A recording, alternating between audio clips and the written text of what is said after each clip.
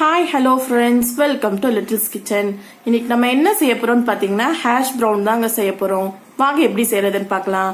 அதுக்கு முன்னாடி என் சேனலை புதுசா பாக்குறவங்க சப்ஸ்கிரைப் பண்ணுங்க, லைக் பண்ணுங்க, ஷேர் பண்ணுங்க, கண்டிப்பா கமெண்ட் பண்ணுங்க. பக்கத்துல இருக்க பெல் ஐக்கானை கிளிக் பண்ணிருங்க. வாங்க வீடியோக்குள்ள போலாம்.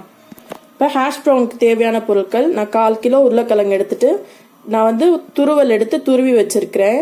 தண்ணியே இல்லாம நல்லா வாஷ் பண்ணி புழிஞ்சு வச்சிருக்கிறேன். ஒரு வெங்காயம் எடுத்து குட்டி குட்டியா நறுக்கி வச்சிருக்கேன். கொஞ்சோண்டு கொத்தமல்லி கீரை, ஒரு பச்சை மிளகாய், 2 டேபிள் ஸ்பூன் அரிசி மாவு எடுத்திருக்கேன். 4 டேபிள் ஸ்பூன் மைதா மாவு எடுத்திருக்கிறேன்.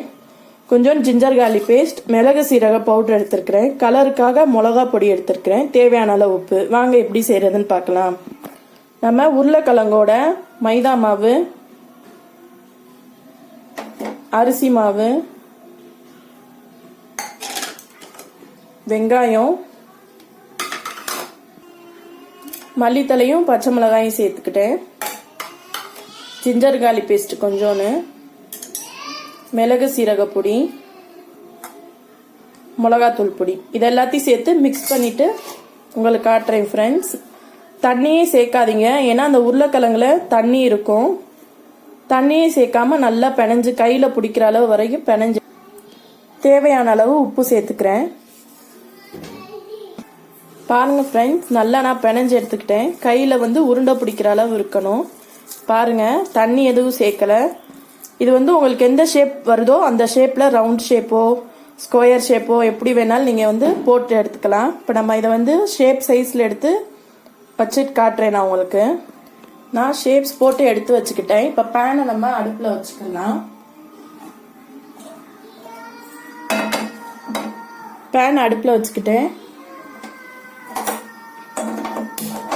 பேன் நல்லா காயட்டும். இதுக்கு நிறைய எண்ணெய், இதுக்கு நிறைய எண்ணெய்லாம் தேவைப்படாது. சும்மா நீங்க 3 டேபிள் ஸ்பூன் ஆயில் மட்டும் சேர்த்தா போதும். பேன் நல்லா காயட்டும். இப்போ பேன் நல்லா காஞ்சிருச்சு. நீங்க அடுப்பை லோ ஃப்ளேம்ல வச்சுட்டு இது பண்ணுங்க. இப்போ நம்ம ஒன்னொன்னா போட்டுக்கலாம்.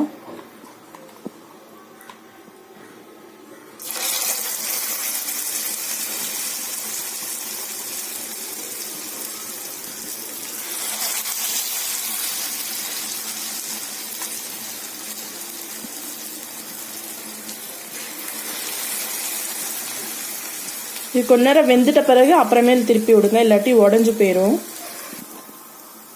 இப்போ நம்ம இதை பெரட்டி விட்டுக்கலாம்.